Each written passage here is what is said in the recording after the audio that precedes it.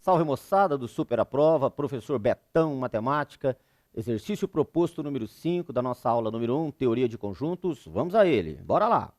Do exercício proposto número 5 também do Enem, olha lá. Na teoria das eleições, o método da borda sugere que em vez de escolher um candidato, cada juiz deve criar um ranking de sua preferência para os concorrentes, isto é, criar uma lista com a ordem de classificação dos concorrentes. Olha, eu acho essa melhor, para cada juiz, então, né, criado um ranking, perfeito?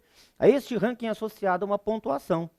1 ponto para o último colocado no ranking, 2 pontos para o penúltimo, 3 para o antepenúltimo e assim sucessivamente. Então, aquele que está no primeiro do ranking, 5 pontos e assim por diante.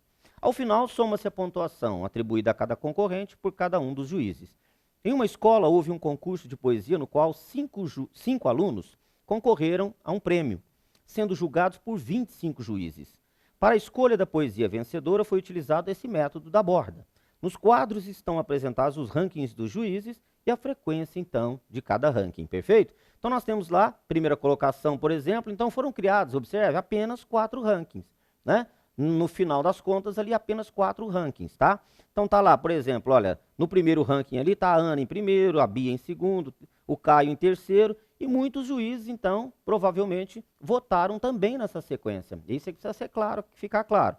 Então, foram criados apenas 4 rankings. Poderiam ter sido mais rankings, evidentemente, tá? Mas no cômputo geral, 4 rankings apenas, ok? Então, veja, ao final foram criados 4 rankings. Repare o seguinte, como a Ana, ali naquele ranking 1, né? Olha, no ranking 1 aqui, ela está em primeiro, então ela tem 5 pontos. Mas veja bem que na nossa frequência, ou seja, o número de juízes que votaram de acordo com esse ranking número 1, da mesma forma, há 4 juízes.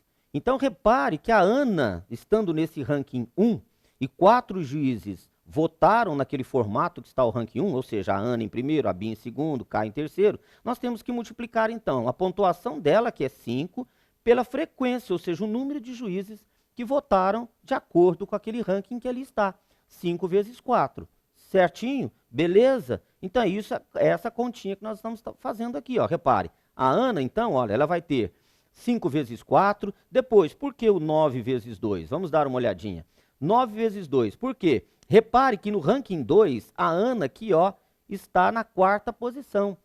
Na 4ª posição, na 4ª colocação, ela recebe 2 pontos, certo? E repare que lá no ranking, olha, aqui é 2, né, moçada? Ó, né? Ranking 2 aqui, perfeito? 2, 2, 2, perfeito, beleza.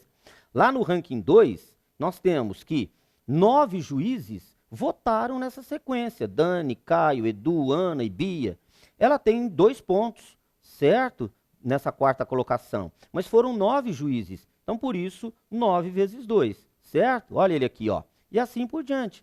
7 vezes 4, mais 5 vezes 4, onde a Ana aparecer. Depois eu faço para a Bia, para o Caio, para a Dani e para o Edu, a mesma forma, certinho? Assim, a poesia vencedora foi aquela que obteve a maior quantidade de pontos, portanto, 86 pontos. Vejam, moçada, a gente precisa sempre bater nessa tecla, tá? Entender o exercício, né? Como a gente sempre falou, retira os dados do problema, procura entender, leia mais de 1, 2, 3 vezes se necessário, mas precisa ficar bem claro para você, porque a primeira coisa que você pode estranhar nesse exercício é por que só temos 4 rankings. Poderiam ter sido criados muitos mais, mas depois de feito o cômputo geral, poxa, deram 4 rankings. E a frequência mostra a quantidade de juízes que votaram de acordo com aquele ranking. Perfeito? Tudo bem? Certinho. Até a próxima.